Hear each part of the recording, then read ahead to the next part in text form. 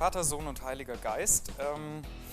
Das sagen wir ständig so dahin. Das interessiert uns eigentlich nicht. Wir machen so Vater, Sohn, Heiliger Geist und damit ist das Ding abgeschlossen. Und ehrlich gesagt ist das der Urzustand des Christentums. Da waren Leute, die haben Jesus erlebt und Jesus sagte, ich bin Gottes Sohn, und die haben ihm einfach geglaubt, weil die kannten ihn. Die haben ihm geglaubt. Und dann haben die anderen erzählt, ich habe den Sohn Gottes kennengelernt. Und die haben gesagt, wow, du hast den Sohn Gottes kennengelernt. Und es war für die eine faszinierende Erfahrung, jemanden zu kennen, der den Sohn Gottes kennengelernt hat. Das hat ziemlich lange funktioniert, bis die aus Versehen bei den Griechen vorbeigekommen sind. Und die hatten zu der Zeit einen Logikfetisch und haben dann plötzlich gesagt, ja, halt mal, stopp. Ihr habt ja eine Ein-Gott-Religion. Wenn ihr jetzt zu dem Sohn gerade betet und gleichzeitig zu diesem Gott betet, dann habt ihr zwei. Und ein Gebot heißt, du sollst keine anderen Götter neben mir haben. Und jetzt waren diese Leute, die dem Jesus geglaubt hatten, dass er der Sohn Gottes ist, die seine Auferstehung mitbekommen haben. Die wussten, dass das wahr ist, waren die plötzlich konfrontiert mit jemandem, der Logik hatte und gesagt hat, das passt nicht zusammen. Und dann haben die sich hingesetzt und haben gesagt, jetzt versuchen wir das mal zu erklären. Und so sind wir zu dem komplizierten Begriff der Dreifaltigkeit gekommen und die haben das folgendermaßen erklärt. Guck mal, wenn Gott hier steht, dann ist er doch allmächtig und in der Lage, ganz über sich nachzudenken, sich komplett zu verstehen. Dafür muss der sich doch auch von außen angucken können. Und wenn der sich von außen anguckt, dann steht der doch auch hier drüben, dann ist er an einem zweiten Platz. Jetzt ist aber Gott so großartig und so allmächtig, dass der sowohl, wenn der hier steht, als auch wenn der hier steht, an beiden Stellen komplett ist. Und damit ist er zwei.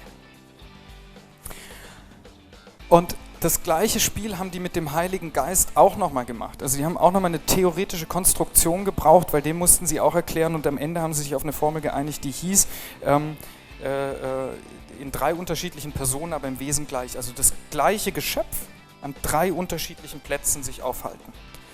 Aber jetzt, was soll da eigentlich der ganze Quatsch? Ja? Also wir haben es den Griechen erklärt.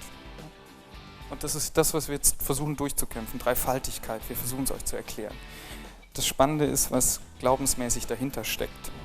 Wenn dieser Gott, der hier steht, sagt, ich als Gott gehe auf die Erde, dann kann ja die Welt nicht ohne Gott sein.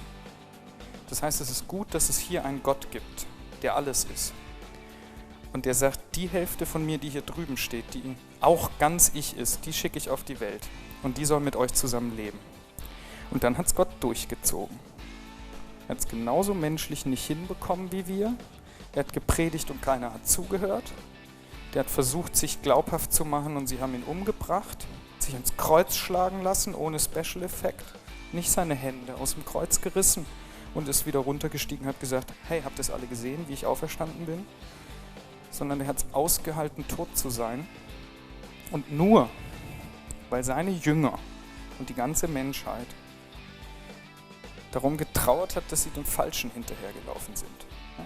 Weil sie fassungslos darüber waren, dass ihr Messias tot ist und nichts passiert ist. In dem Moment, als die sich von ihm weggewendet haben, hat sich Gott dem Menschen zugewendet und ihnen in der Auferstehung ein Zeichen gegeben, das stark genug ist, dass man es glauben kann.